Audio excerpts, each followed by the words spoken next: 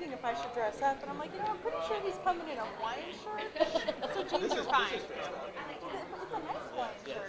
So. Great. It's clean. Yeah. Usually it's wearing. Clean. Yeah, but clean Yeah. part. I wore my pink shirt today. I should say that tomorrow. After I put it on, it was already.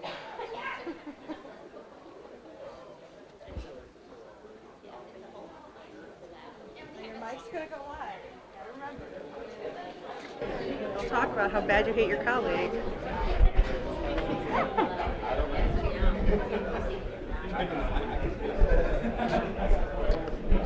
They're listening.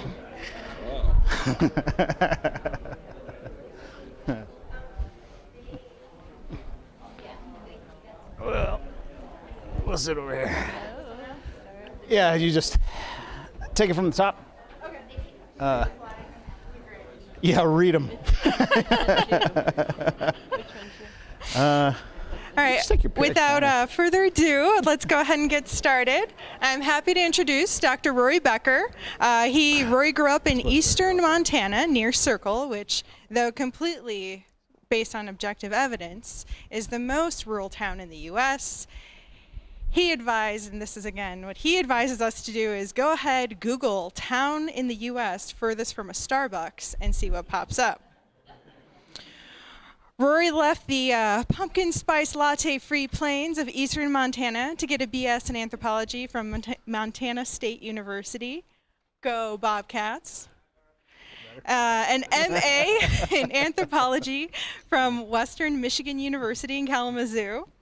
And a PhD in anthropology from the University of Wyoming in Laramie. Before joining the faculty at EOU in 2011, Rory worked as an archaeologist in the business of cultural resource management for about 10 years in a variety of states and regions, which included employment in private businesses, state agencies, and federal agencies. Rory's primary research interests are remote sensing techniques and near-surface geophysics applications, along with topical emphasis in historical archaeology of the fur trade.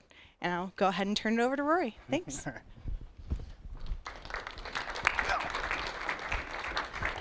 All right. Thanks, folks. Nice to see everybody out. This talk, of course, was on sabbatical last year, and I really do need to start out by saying, thanks to my colleagues, the institution, everyone who is looking for a thanks, because those are, well, if you can do it, I guess is how I put it. Over and over. Yeah, so thanks to everyone involved for that, but the sabbatical really, truly did give space to wrap up a lot of this research that you're going to see today, get it out. The publication on it came out first week of January, and we've been having some pretty good responses out of it. So the technique I'll talk about today is one that, as far as we can tell, we're the only ones using this methodology for resistance tomography. And without that space to sort of sit down and focus on it, I'm not sure it would be done yet today. I think I would still just be downstairs looking at maps or something like that. So anyway, today we want to talk about sort of the stuff I've been doing in Croatia since 2013 or so. I've talked about other things, geophysics, I've done a couple colloquium, but I haven't really talked about this. And that's because it's been a long story of mostly failure. So you kind of wait until you have something positive to show, and here we are. So today I'm going to talk about kind of the research as a whole, and then focus a bit on my part in it. But I really want to emphasize the group effort involved in this, that I'm just one piece of it. Also, to get going on it, and we want to talk about a little bit about where our understanding is at, given archaic Homo sapiens and Neanderthals. But since tomorrow is Valentine's Day, I wanted to start off, well, a lot of the discussion of Homo sapiens and Neanderthals is one of conflict and war. We're going to change that up today. It's Neanderthals, humans, a love story. So now's a good time to run or leave if you're looking to go, but more of a light approach. Let's start with this. This is a archaic Homo sapiens from school in Israel, the school 5 skull, and this is La Pharisee Neanderthal. So, just a couple things to get us some context on it. This is not the actual La Pharisee. This is a bone clones cast, of course, but a high quality one. A couple things if you're unfamiliar with the difference between Homo sapiens and Neanderthals. You can see probably, perhaps surprisingly, archaic Homo sapiens did have a heavy brow ridge. This is the Homo sapiens up here. This is the Neanderthal here. And from this profile, you can see heavy brow ridges across both. One of the defining features of Neanderthals as opposed to Homo sapiens is a rounded post-orbital bar. So this is nice and rounded. If we were to turn that on edge, it's fairly flat. And as you move into from 100,000 years ago Homo sapiens to Homo sapiens today, much of that is reduced, but not all. And different populations have more or less of that. So that's not one of the major defining features is this heavy brow ridge. There are several very well-defining features. One is that Neanderthals didn't have a distinct chin, which is harder to show. So that chin on these guys goes straight back. On Homo sapiens, if you want to feel right here, you have all these attachments you can grab onto that thing, and you have a pretty well-defined, distinct chin. Vaulted cranium. So from the post-orbital bar on Homo sapiens, you see up there, and you have a forehead. Neanderthals essentially, for the most part, if you hold that about right, slope straight back from post-orbital bar.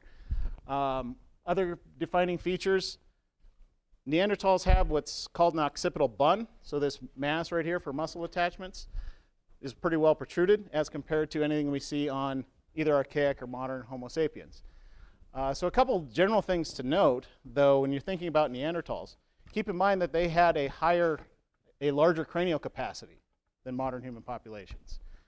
But notice also it's somewhat differently arranged. Right? So we have this high vaulted cranium in the front.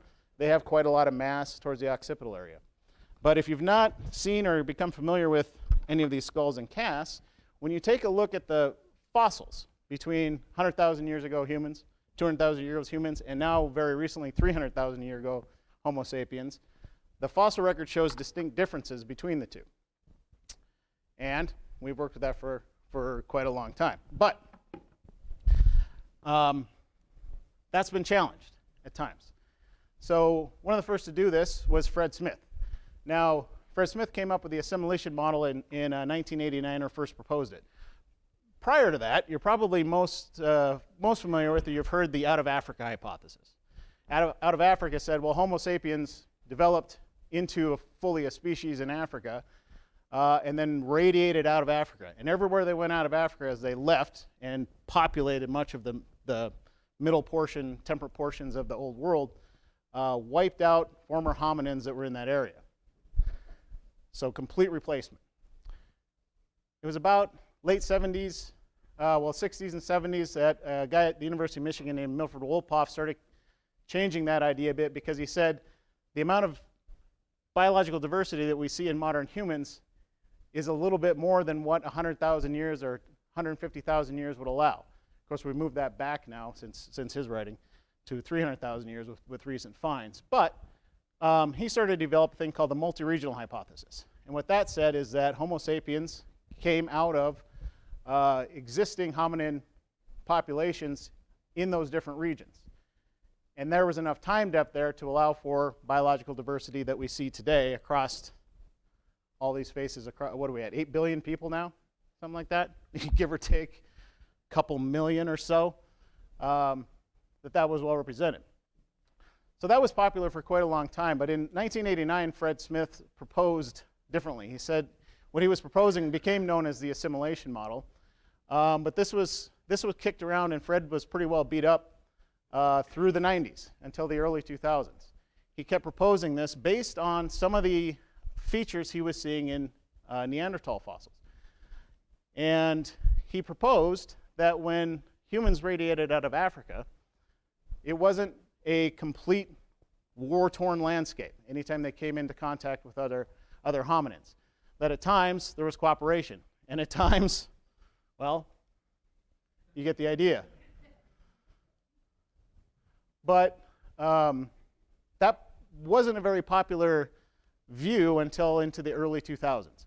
By the time in the early 2000s, he started to gain support from other folks who were finding fossils. And it's also at this time, conveniently, that the genetic evidence from the fossils started showing up and appearing.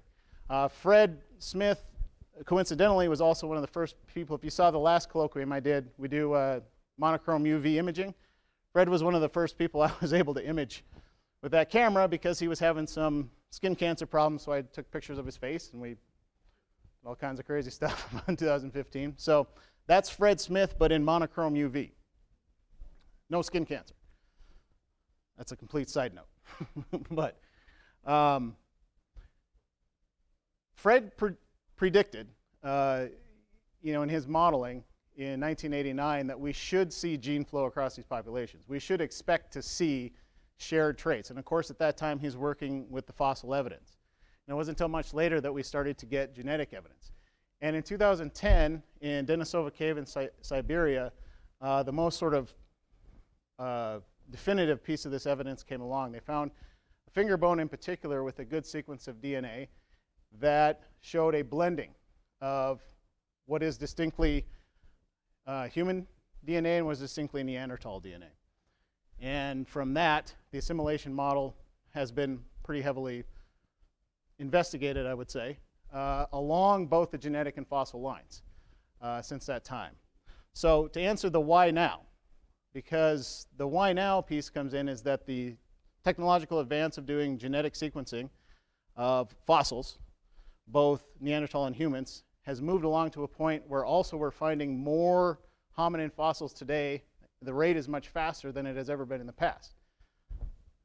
So those two things are coming together to really fill out this portion of our human past, which is what did it look like 40,000 years ago when, after about 350,000 years of successful life on this planet, which is Neanderthals, when they came in contact with humans, they seemed to disappear. And that's the question at a lot of the center of this. So Denisova Cave is helping out with that. More recently, I think it's 16, 17, the fossil was found, but 2018 or so, reports started coming out of a new sequencing. A new individual was found in Denisova Cave, which appears to have had a Neanderthal parent and a human parent, which is to say Homo sapiens. Right? And so this is kind of exciting new news, but it seems to be a completely blended scenario there. So, in sort of a wave of new interest in Neanderthal stuff, I started going over to Croatia in 2013, which is about when a lot of this information was coming out. So if the first question is, why now? That's because there's a lot of interest in it. The second question is, why Croatia? There's three distinct reasons why Croatia is a very good place to go look for Neanderthals. One of them is Krapina. The site of Krapina is the place where the most Neanderthal individuals have been found. 24 individuals were found there, which is a nice little group of folks to study and take a look at. Yes, the students we take over there call it Krapina. And what makes it worse is it was discovered and dug by a guy named Kramberger. So, but it's a great place, and it's a world-class museum. If you ever make it to Croatia, go there. But Krapina is kind of a little town. It's hard to get to. You get on a bus. But the museum itself, once you get there, is fantastic. But many, many Neanderthal individuals were found at that location. The second major reason is Vindia Cave, which is this other one up here. That says Vindia, if you were to try to read it. In most of trying to understand or read Croatian, just skip a lot of the consonants. You'll be doing fine. But this is the cave where most of the Neanderthal genetics has been sequenced from. So these are the fossils used from folks in Edinburgh who are working on Neanderthal genetics. And most of the fossils they're using came out of this cave in Croatia. These two aren't that far apart. They're a ways, a couple hours apart, but they're not that far apart. That said, they are time depth separated by about 80,000 years or more.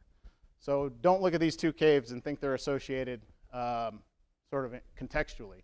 They're associated regionally, distance-wise, but not necessarily time depth-wise. They have quite a bit different depth on them. So three good reasons. The first one, Krapina Cave has a bunch of Neanderthals come from it. Second one, Vindia had a bunch of Neanderthals come from it with good preservation, good DNA sequencing. And the third one, you can get pizza with an egg on it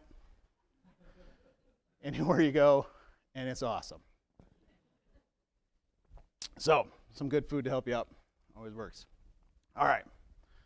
So, with that in mind, the 2013 work that we were doing, at the end of that, some of the research folks were looking for a direction or a place to go. We knew we wanted to intensify our efforts on finding Neanderthals, but they weren't having luck working sort of in the interior of the country at that point.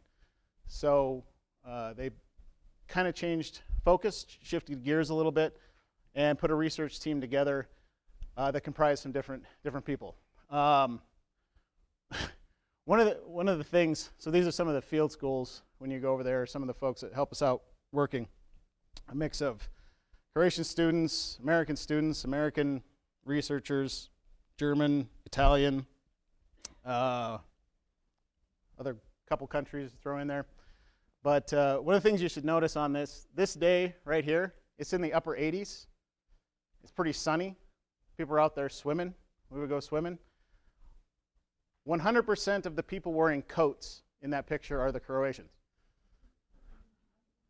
So it gets kind of warm. So for them, that was a little chilly.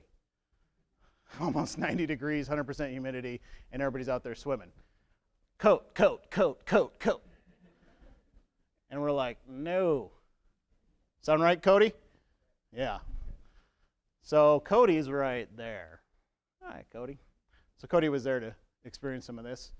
But the other thing you need to realize is when you're over there working, doing this field work, you're never alone.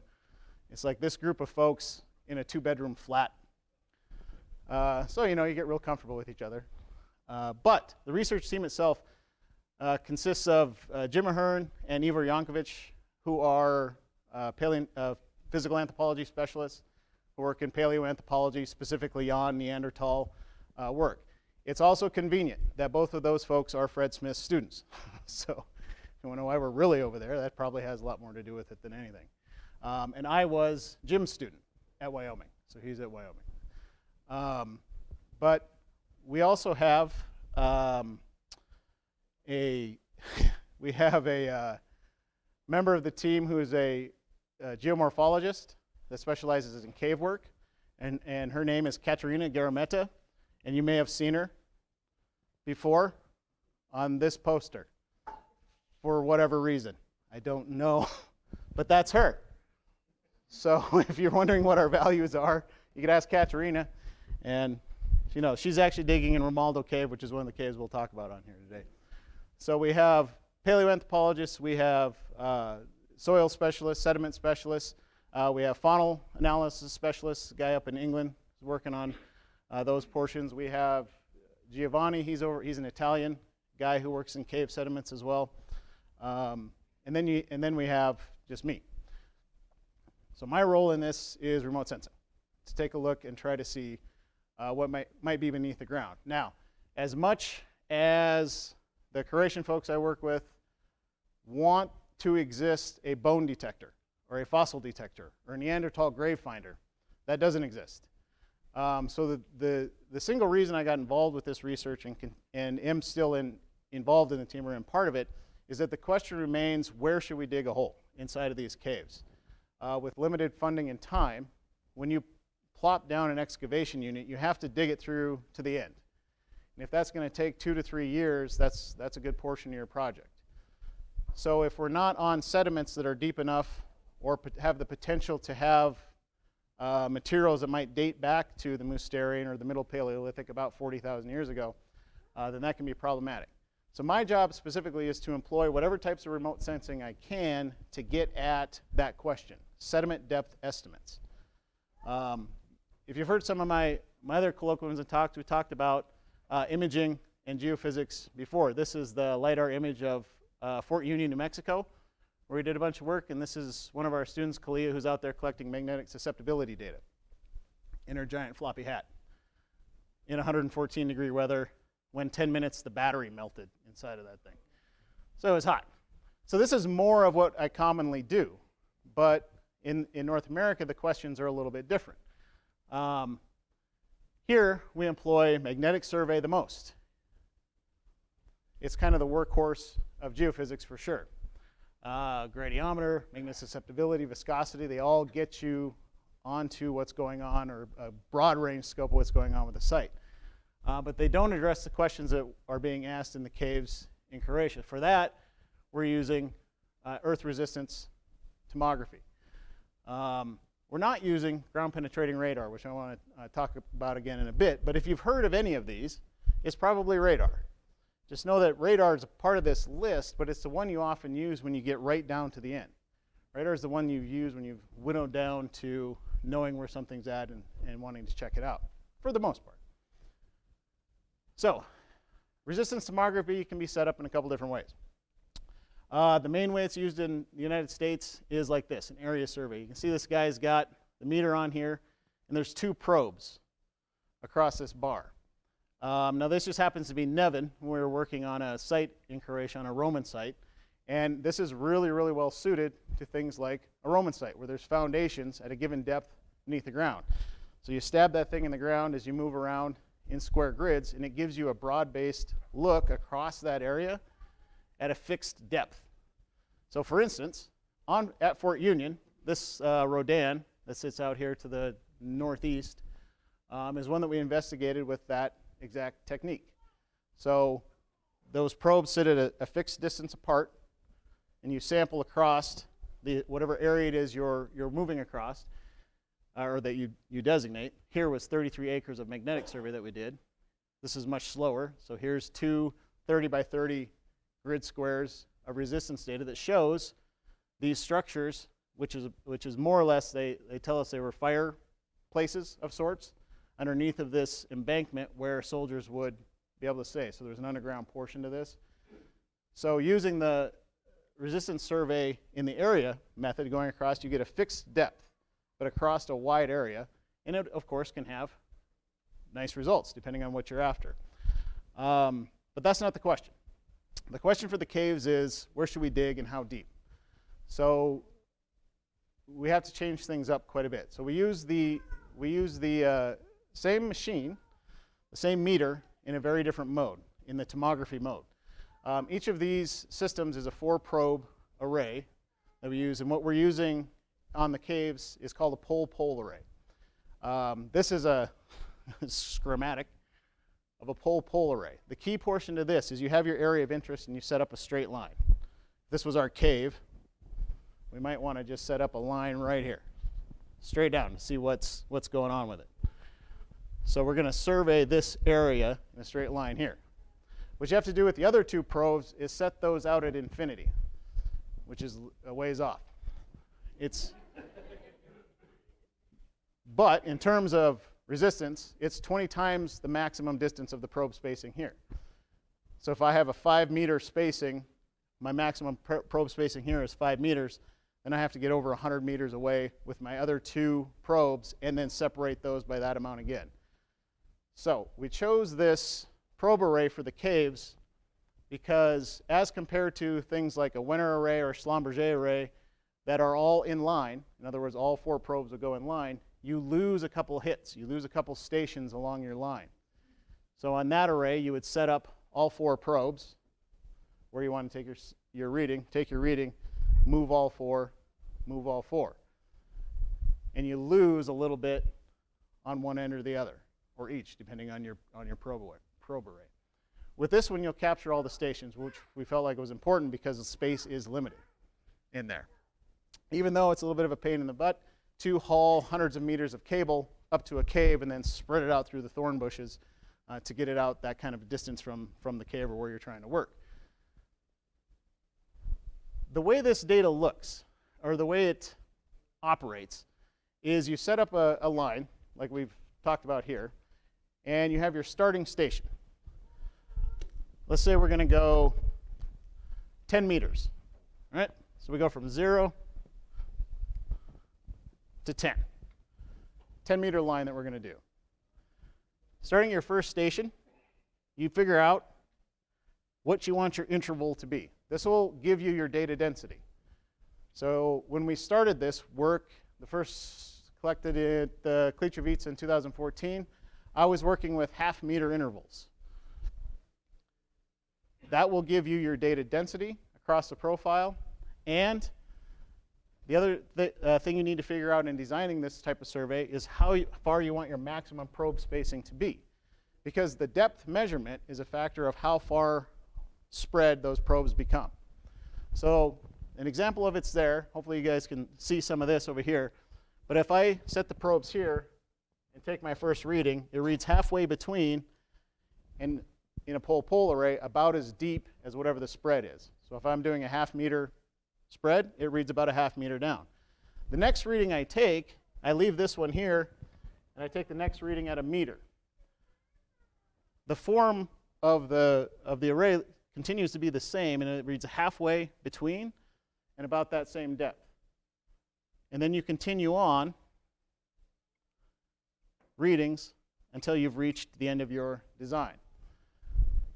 So once you have gone out to 5 meters, if that's what your maximum spread is,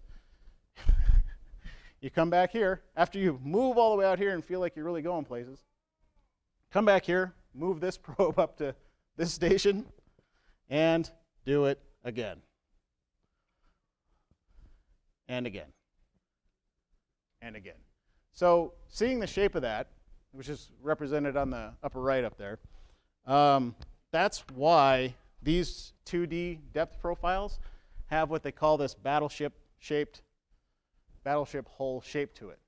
So problematic for caves in a couple different ways. Of course, you have cave walls that are coming in and you already have limited space, right? So you're really interested in what's down here at depth, but you're already losing at times half a meter, maybe almost a meter off each side, depending on how you design the survey. But that's the reason for the design to go with pole-pole and use hundreds of meters of wire, is so that we can capture all the way out to the ends of those runs. So when you see this, just keep in mind that the data is actually collected down across these horizontal portions like this. And so you spend all day long going, setting a probe here and measuring all the way across. And the way we started with was to use nails. So I would go in, set up a profile, and I would pound nails for about 3 days into the dirt. And I'd come in, and we would hook alligator clips to these and measure the resistance between them, going back and forth, back and forth, back and forth. That worked okay at a half meter in terms of the wires holding up. But this is done at a much tighter mesh, which we'll talk about later. But this is actually, I think the first time I've shown this data. This is a Earth Lodge site in North Dakota, and at Molander Village, Hidatsa site. And so this is one end of the Earth Lodge, one mound. This would be the interior, and this is the other hump of dirt on the other side. Now, you have to remember it's a circle, right? So we bisect it straight across. So this interior portion, what shows up nicely here is compaction of the floor, how deep that gets. And then we know they have storage pits and other types of features towards the walls. So in this case, it was very, very dry there, but we still got good data out of it. You're seeing some surface resistance, some high surface resistance across this, just because it was August and very, very dry. But turns out we can get some good results. But that's not how it started. We go back in time to 2014 in a site called Velika Pećina Kod Kličevica. That just means big cave near Kličevica. Kličevica is a town. And once I unlocked the code of Croatian cave naming, things became a lot easier. It is always something like that. Small cave near something else. So, Velika Pećina Kod Kličevica is this cave. And in 2014, we're there. This is William. He's one of our students, working hard. This is one that this is the entrance to the cave. You actually kind of have to get down and crawl into a little bit. But then once you're inside, there's a pretty substantial first chamber. Now I'd mentioned a little bit ago, we're not using GPR for this. GPR, you need pretty good contact with the surface, pretty consistent contact anyway. If it's decoupling itself on regular occasion, you're going to see that in the data. You're going to get rough data. It's not going to be great. The other thing GPR doesn't deal well with, lots of clasts, a lot of roof fall, Abelian rock in this whole thing. And then also very, very wet sediments. Wet sediments will up the dielectric constant in those sediments to the point where it just grabs that signal out of the radar and dissipates it very, very quickly. So this is the probably poster child site, I would say, for not using GPR. There's no flat surface across it. This looks flat across here, but that's all limestone rock on there. Also, it's so wet in this cave at this point, they had some torrential rains coming in, they set up tarps just to keep it from literally raining on them inside of the cave. And so there are puddles of, well, there's a lot of bats in the cave. Yeah. And combined with just the amount of stone that's in the sediments there, GPR was out of it. So the Croatians, when I got started, were asking for solutions to sediment depth estimates where it's known that GPR is not the most effective approach. And that's when we came in. I said, well, let's give tomography a shot. And we did. And it was terrible.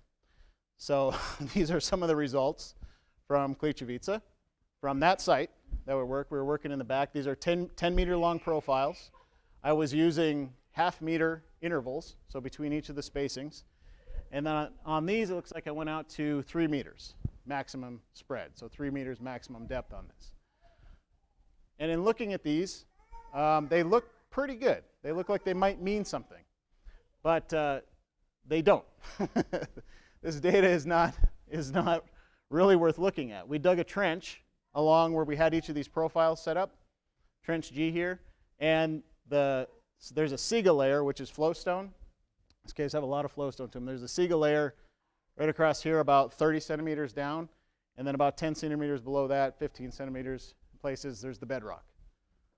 So this doesn't indicate or show any of that, even though some of this looks pretty good.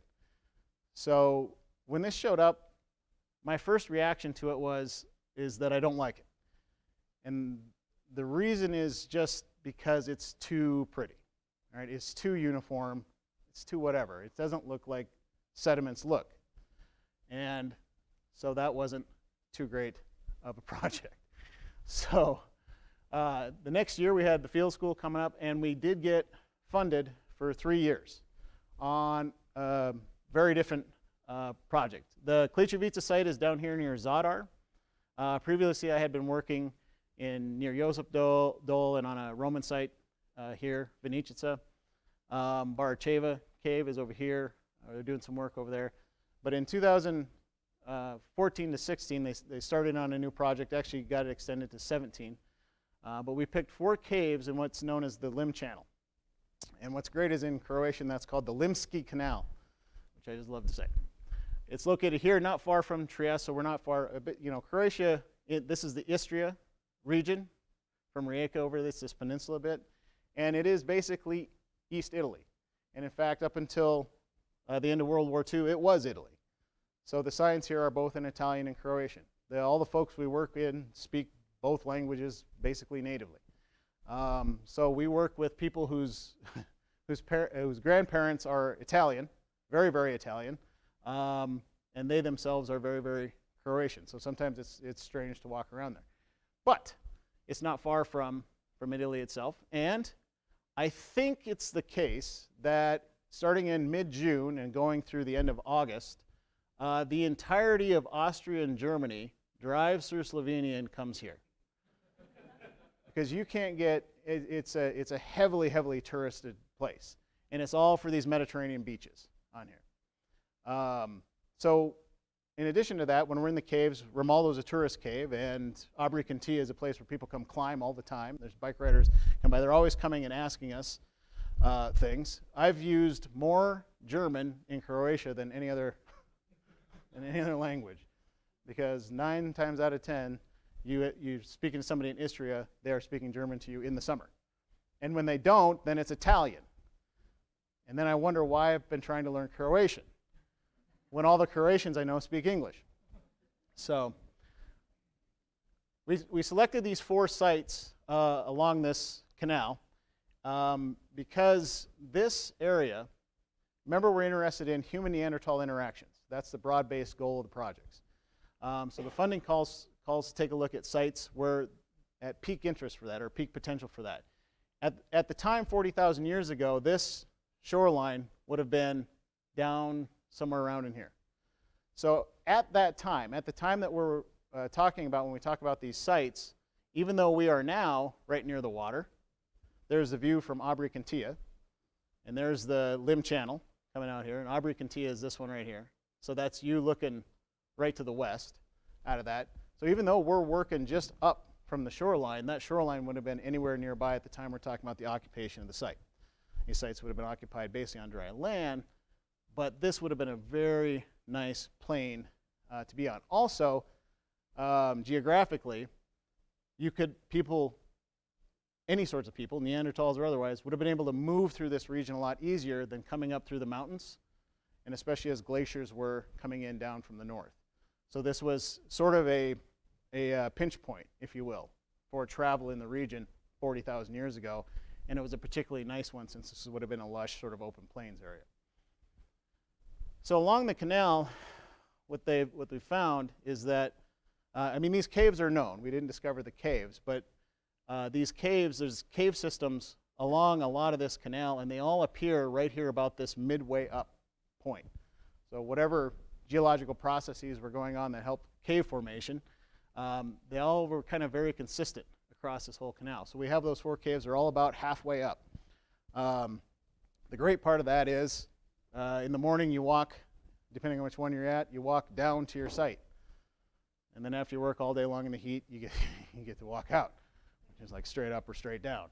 But nowhere are they ever sort of like right at the shoreline or up. We did have Ivor Karavanic and some other folks doing underwater archaeology in the caves that are known to be submerged. So their efforts were to identify potential sites to go in and for future work. That didn't prove fruitful, but Ivor did get, while he was scuba diving, did get caught by a fisherman. It gets better. So he gets caught by the fisherman, so he comes up in his scuba gear. Right around the corner from this is a nude beach.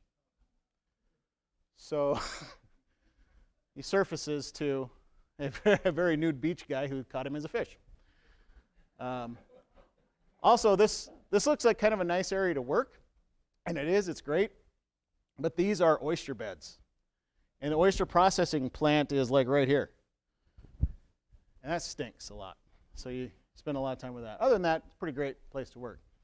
So in 2015, I go into Romaldo Cave, which is one of the sites we designate on here, the tourist cave, and I take a profile along this 10-meter line, which is one of the pictures I had earlier, working in there. And this is our first trench. This is the one that Katerina was digging in. I showed you on there. So this was our trench. These were 2 previous trenches in this cave. So we know there are materials dating to the Middle Paleolithic, about 40,000 years ago from the cave, and we know there are other human remains, even though those are from Iron Age. So this was a great site to get after. What they wanted to know was the structure of, or places to go in this cave, other places to dig. And I said, well, let me start here, since we have known sediments that I can work off of. So I took this at half-meter intervals, 5-meter maximum probe spacing along this 10-meter line. And I got this data. And looking at this data in comparison to the soils and sediments from our trenches, from the existing trenches, and then we were starting in on the trench 3, it does not match or line up with any sort of bedrock or existing sediment layers in those trenches. So again, taking a look at this, I couldn't, there was no confidence at all that I had in using this technique in a cave site. It just did not seem to work. So I spent most of probably the winter of 15, 16 walking around here, moping around, being quite angry. But in 2016, we had the last year, so I knew we were going back. We had to figure something out. Meanwhile, the rest of the team is digging holes while I'm screwing around trying to figure this out. They're digging holes and coming up with quite a bit of Middle Paleolithic materials in terms of stone tools, funnel remains, the animal bones from the sites. And so that was a pretty productive pit or site on there, but no human or Neanderthal remains, which of course for most of the folks is their goal, because they want some more DNA on that. Also down at Adriatic, another site on there, the 2014-15 excavations come up with probably our most productive location. These are microblades coming out of that, which are distinctly related to stone tool technologies that Neanderthals and Mousterian would have used. This is a scraper coming out of there. So the other portions of the project are coming up with great success. In this site, Adriatic, we didn't know what we were getting into at all. In other words, it hadn't been previously excavated. This is the site back here underneath. It's just a rock shelter. And then all day long, there's people rock climbing. So that's kind of weird. you're there digging and you look up and a rope's dangling and someone's hanging off it, watching you at times. But having good success and productivity out of these other sites.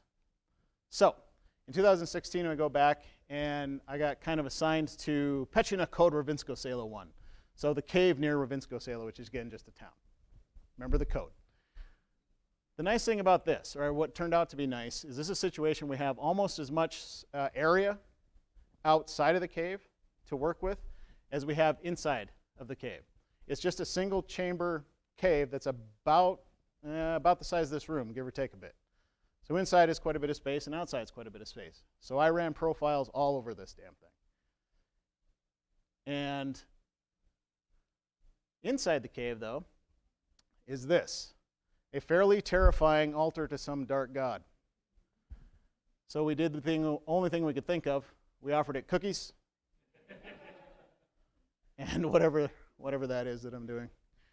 But it seemed to have worked because this profile line outside the cave, you can see we dug a test unit here to check and take a look at the sediments. This profile line across here, about 10 meters worth, matches this line across here. And it came up with one, this is a previous excavation unit that the guy from the university, or from Pula Museum, Darko, had dug a couple years earlier. We weren't exactly sure where that was. It shows up in the resistance data pretty well. And so we wanted to dig over here to see if in fact this represented a rock shelf. So digging this unit down, we found out that's exactly what that represented. This is a 10-meter long line using half-meter probe spacing, and again, on this one, 5-meter maximum spacing, using the same instrument and the same technique, pounding nails in the ground, and we have positive results. The thing was, inside the cave, inside, doing the exact same thing, showed those same bland nothingness results.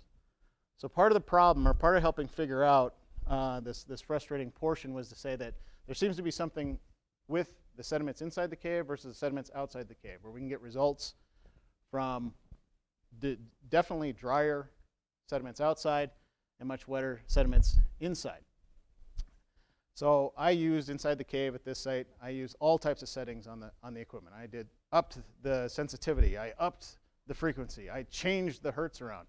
About any setting on that instrument that I could change around and run another profile, I did, and it came out with nothing more. So that was quite frustrating. To go back to this image, it was during the here between winter of 2016-17 that I kept staring at this thing. And the thing I came to realize is looking at this inversion imaging of that resistance tomography data is what you're seeing here is the model. So inversion modeling takes the data and tries to best fit.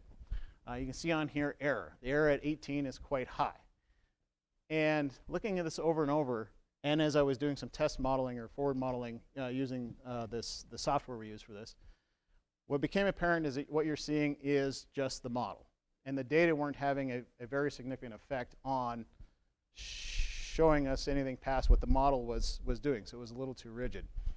So in a bit of frustration, or maybe desperation, we went back in 2017, the last year of the project we were working on, and I said, I'm going to throw as much data at these models as I possibly can. So I took, this is how geophysics goes. This box is the resistance meter we use. That costs $24,000. That's a broken broom handle and a Leatherman. So the two combined, and the change in methodology, which is to say we're no longer pounding nails into the ground at a given thing where you have to move alligator clips along because the nails wiggle out and fall out, and that's detrimental to the data collection process. I use this, stick one probe in the ground, and use this to move along the line every 10 centimeters. So the folks I had asked who do this technique in other places, they said 10 centimeters, can't do it. You never get the collection piece in because of the probes that have to stay where they're at. And I said, well, let's switch it to the mode. Let's just see what happens. We got nothing to lose at this point. That's a little more like that area survey where you're moving those probes around. But because they're not fixed, it can be a little tricky. So I ran the same, the nails were still in place. I ran the exact same profile in Romalda Cave in 2017 using 10 centimeter probe spacing and down to 3 meters total probe spacing. So increasing the data density by, well, a lot, we end up with this. So it was enough data to actually push the model into being a representative image of what we're seeing in the sediments across those 3 trenches. They're on either side. So, you know, after 4 years trying, that was nice to see. The gals the upstairs from where we were staying told us to quiet down later on. But across here we have sterile sands represented by the dotted lines, and that's what you're seeing here. And then the bedrock comes into play in these back 2 trenches across that space. So what we have is a sediment depth estimation model that seems to actually accurately represent the sediments in the front chamber of Romalda's cave. Now that's a very specific way of saying we have one that worked. One that worked, finally. But it was enough. We've got funding for another 4 years coming up, starting this summer. We've axed the 2 sites that didn't produce much, focusing on Abri Cantia, which has the highest potential for materials and understanding cultural, what did people eat, where did they go, those kind of questions from 40,000 years ago. Romalda's Cave's still on the docket. That's the highest potential for preserved Neanderthal specimens, given that it's a cave and the sediments are well suited for that. And in 2017, riding on that wave of success, I ran a couple profiles in the back of the cave. This is the front of the cave, and this is that 10-meter profile I've been talking about. In the back of the cave, there's another pretty good-sized chamber, so I ran these profiles. And what's encouraging about these is that we expect for the bedrock to come in at 3 meters or more in depth, and given what we saw in the front of the cave, that's what we're looking at. We don't have any of those resistivity values coming in at 10,000 or more, which says we have a deep sediment situation in this chamber, so we'll go after that. In the coming up years, I'm going to try to 3D map those, running profiles side by side and then combining that data into a 3D map. And then, so I'll do that this summer, and then the summer after that, we'll start excavating that. We've added another cave to it, Ljubicheva Pećina, which Ljubicheva means the love cave. It's Valentine's Day tomorrow, so I guess we're still on topic. But it's quite a large cave. So this is the first big main chamber, and it's big. So they've done some excavations here. We got started setting up the grids, doing our tomography work. This is us, me and a couple folks working on a side chamber. Thing about this cave is right here is a giant hole, and it's about 80 meters more or less straight down. There's another chamber this size, and we're also going to start excavations there. This is one where you kind of dangle off a rope and hope for the best. They got all this equipment and gear, and they tell you it's safe, and down you go. And I guess it works because we came back up. So it'll be interesting to see what we can get out of that one. But over the next 4 years, we're going to continue to take a look at these sites specifically. But I asked them at the end of last year, I said, well, you know, Croatia has a lot of Neanderthal fossils that came out of it, and Croatia has a lot of caves. The whole country is karst. I said, well, how long do you think we're going to be at this? And they said, well, right now we have about 36 other caves that we're interested in.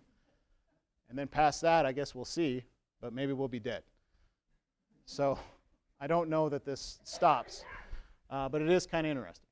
Anyway, to all the folks that have ever helped out or in any way done anything to help out, and hopefully you know who you are, and if not, thanks anyway. Thanks.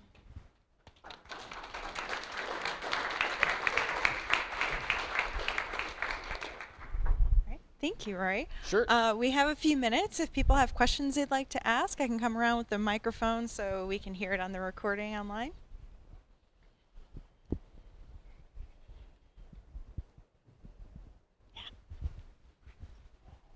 So, you have that. Oh, sorry. Sorry, Nathan. Go ahead. Sorry, Rory. You had the one long transect. That last slide you showed of a cave, and then further in there was a place where you had a line that you took going across. Yeah, that one, that top. Yep. And so I was just curious why you don't need to do those cross sections more frequently or something like that. That's the exact idea. Given that we had a day and a half left, I went in and ran these in this chamber so that we had an idea of whether we wanted to try to investigate that in the future or not. Now, this bit of data here was a big portion of the argument we used to get the funding that we currently have. It's certainly not by any means all of it, but that Ramallah should be included was to say that we have deep sediments in the back that are yet unexplored.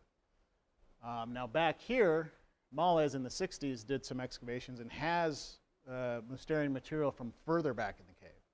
So those two things combined, we were able to say, you got it here, you got it here, and we have what appear to be good sediments here.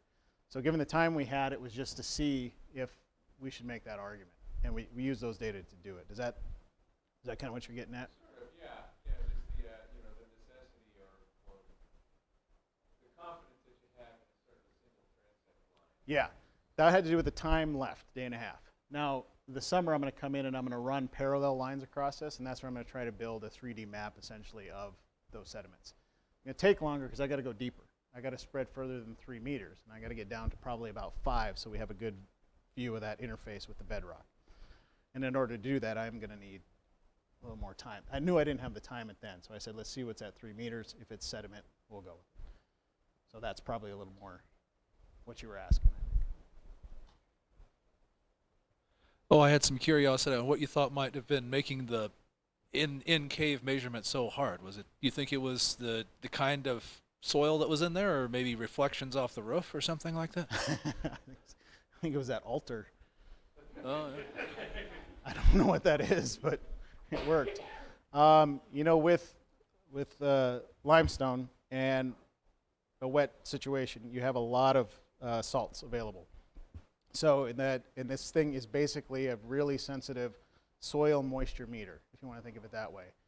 All that said, I don't know specifically why, because it could be the case that the range on the instrument needs to become broader in a sense so that it can become more fine-grained, and so it picks up slight differences. But I don't know that's the case because that data looked good, essentially inside the cave to outside the cave when you just look at the raw collection. But when you move it into ohm meters, so from resistance to resistivity, you change it over, and then you change it into this inversion modeling. It just wasn't enough variable to get past the dang modeling itself, whereas outside the cave, there at least was enough contrast for it to do so. It has something to do with the contrast. I just don't know what. Maybe that's a better way to say it. So I wish I knew. I'd go fix it and go inside all these caves. But the data density change seemed to be the thing that made the difference. So.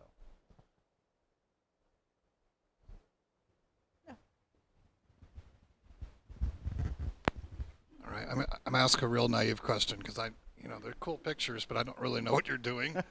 So I'm waving around here. Yeah. So are you trying to measure the resistance of the electricity? So different materials that are denser have more resistance than those that don't? In a sense, in a very straightforward sense, that's what it's doing. The actual measure itself is ohms, right? And then once you have a measurement in ohms, say between 2 probes, you need to switch that over to something called resistivity, which is ohm meters, which actually allows you to calculate across that space, right? So it's a measurement in ohms, and the idea is when you stick a probe in the ground, I get to draw more pictures. Good question, Wilson. I'm going to draw some pictures. You stick a probe in the ground, the current probe, you create a half space, and that has a particular shape, right? So that electricity creates a shape in there. And the idea is, across the ground, I didn't draw a very good picture, right? As you measure across different intervals, that'll bleed off at a given rate. And in a perfect soil, with perfect sediment, which doesn't exist, the mathematical model says, here's the bleed off. Any alteration from the bleed off is a factor of the sediment itself. So if you have this, it'll give you a particular bleed off against this sediment. If you start putting big rocks in it, some of those currents will have to travel further. And in traveling further, you have the resistance. And you start to see Oops. For instance, here, you can see that change in sediment is kind of similar to a radar reflection in that you get a intensity change there, and it shows an interface of some kind. So with those areas that are the same color, would that be kind of the same material? No, that's one of the tricks. You have to look at this. These are displayed in ohm meters. Okay, so what they don't correlate to directly is sediment changes in there, but they can or might. And in this case, they come pretty close to some of the major changes that we saw, not here, but here. They're not exact, and I wouldn't call it a sediment depth meter. What we're doing is testing sediment depth to bedrock, because the difference between the readings we're going to get from sediment and limestone are so great that it should show up. Anything else we get out of that is bonus material. Does that help a little bit? So it's really about how far does that stuff have to travel, what does it interact with, and what does it have to do. If it gets into a spot where it's got a lot more moisture, it's going to travel easier if there's high salts. And that's what you saw in that image from North Dakota, where we think there's pits. They hold moisture, and because it's holding moisture, the current's traveling there faster, or more with less resistance, is a better way to say it. There's just a couple minutes. The answer to this question is probably in the paper you gave me a while back that I haven't read. But why, you said that when you take two measurements, you get a depth that's equal to the distance between the measurements. Roughly, right. Why would that be true? The shape of this half space. And as you move it out, it's taking, I should say, the modeling of this half space, right? Calculate it out across that. But the current is literally traveling, right, across that. And if it's true in this particular probe array. If I change probe arrays, it becomes, Winter and Schlumberger is slightly, because they're inline arrays, that's slightly less. And when you change the array tile, you change the form of this slightly. So depending on the array, in this one, we're getting about the same depth reading as we get with the probe distance. Change the array style, you change the shape of this, and that changes how that stuff reads, in a sense. So it's not a direct reading at that point. It's a bulk reading, if you will, across sort of an infinitely thin line. And don't ask me to explain inversion modeling. That's for you next time. Well, it is 5 o'clock, so I want to thank everyone for taking time to join us today. If you have more comments, questions, Rory could maybe be strong-armed into hanging out. Probably down at side A, yeah? There you go. Thank you again so much. Bye.